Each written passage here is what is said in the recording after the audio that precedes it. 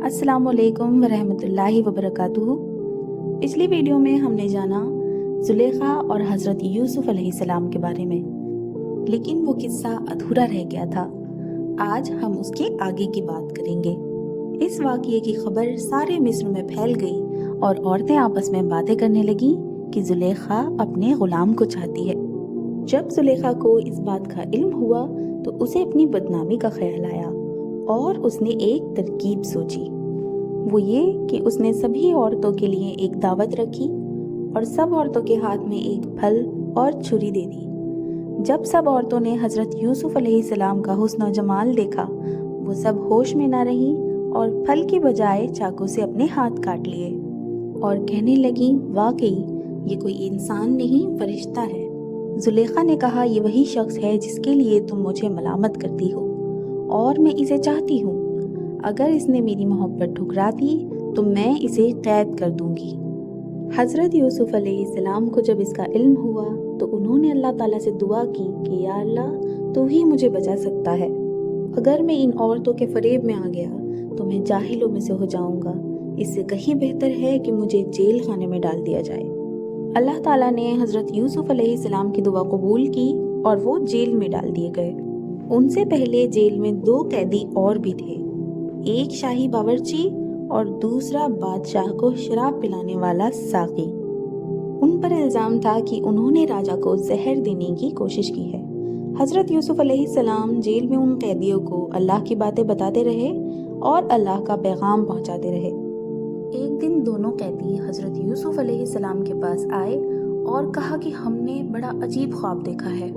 साकी ने देखा कि मैं बादशाह को अंगूर शराब पिला रहा हूँ और बावर्ची ने देखा कि मेरे सर पर रोटियां हैं। ये ख्वाब बयान करने के बाद उन्होंने हज़रत यूसुफ अलैहिस्सलाम से इसकी ताबीर पूछी। उन्होंने बताया कि साकी तो जेल से छूट जाएगा, फिर बादशाह की मुलाजमत में जाकर उन्हें शराब पिलाएगा और बावर्ची को सूली पर चढ़ा दिया जाएगा और उसकी लाश को जानवर खाएंगे।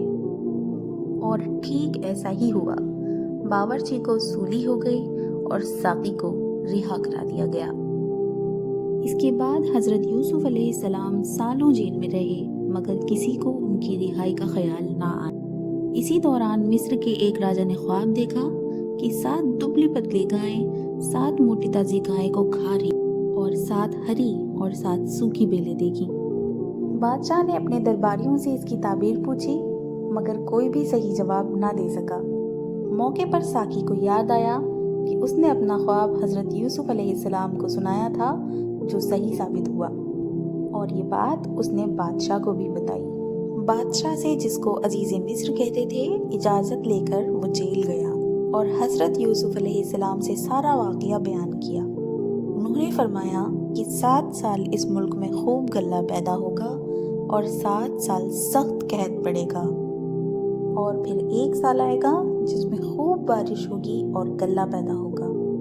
जब उस शख्स ने जाकर बादशाह को ये खबर सुनाई तो उसने कहा कि हज़रत यूसुफ अलैहिस्सलाम को यहाँ बुलाया जाए। वो शख्स वापस हज़रत यूसुफ अलैहिस्सलाम के पास गया और उन्हें सारा माजरा बताया।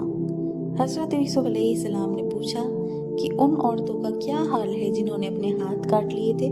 बेशक मेरा रब उनके मक्र और फरेब से वाकिफ है। बादशाह ने जब उन औरतों को बुलाकर पूछा तो उन्होंने कहा कि हमने हज़रत यूसुफ अलैहिस्सलाम में कोई बुराई नहीं देखी। ये देखकर जुलेखा भी बोली कि अब जब हक जाहिर हो गया है तो सच बात यह है कि मैंने ही हज़रत यूसुफ अलैहिस्सलाम को बरगलाया था और वो सच्चा है।